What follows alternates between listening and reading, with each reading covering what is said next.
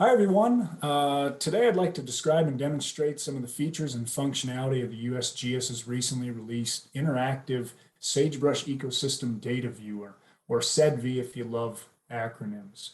Joining me today is my colleague Julie Heinrichs from Colorado State University.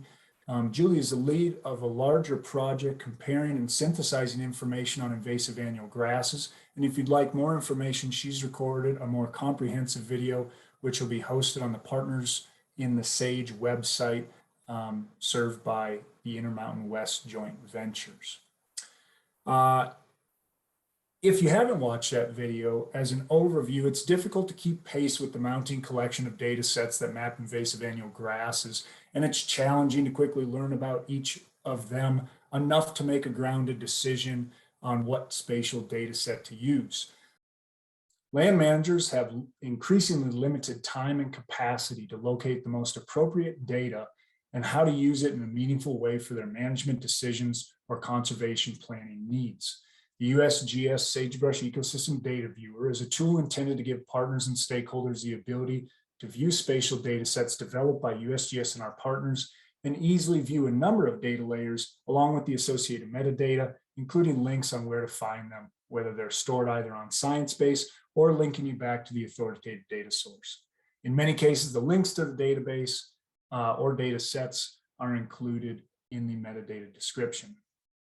I'm going to demonstrate the interactive data viewer, which allows users to activate layers, upload polygons, and identify areas of interest and export reports without needing GIS software. As you'll see here, I'm going to move on the screen from left to right, starting over here. You'll notice that we have 3 collections of data.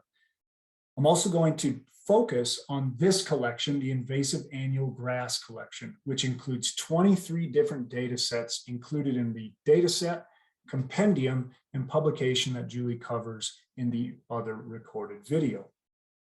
For this demonstration, I'm going to use the recently released layer, which was part of the Western Governors Association Cheatgrass Toolkit. You'll notice it takes a moment to load.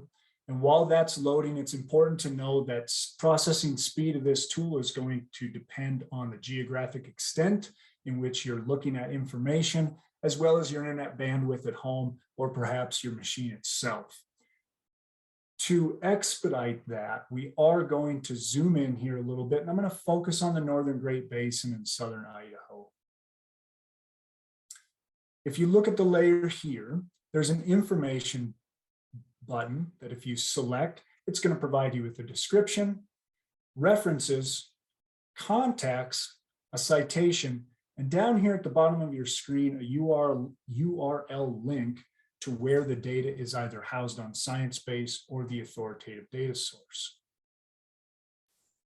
Additionally, if you're wanting to look at landscape features or something on the map, we do have a slider bar here that can change the transparency of the layer so you can see what's underneath it. Again, if I focus on the southern portion of Idaho here, I will point out that you have the ability to change your base maps.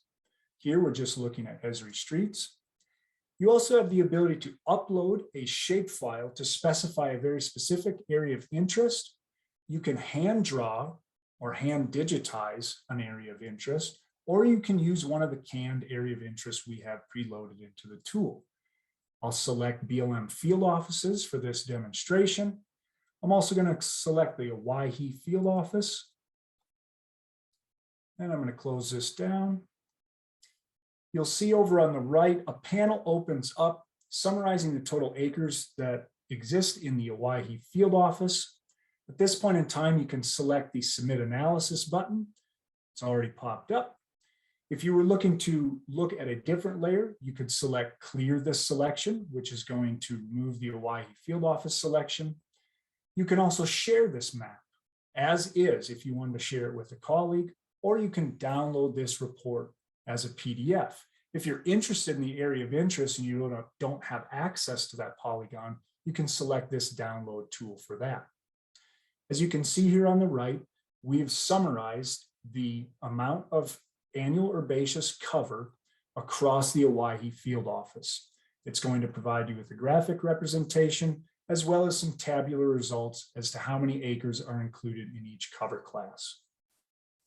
If you'd like to take this information and insert it into a report or share it with someone else, again, you can select this download report as PDF button, and a downloadable PDF will appear, including the map that you've summarized and the area of interest.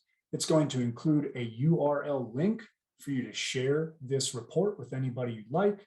And if you scroll down, it's going to show the layer that you selected, or layers if you selected more than one, that same graphical and tabular representation, as well as an appendix which lists out all the metadata and the information that was contained in that information bubble.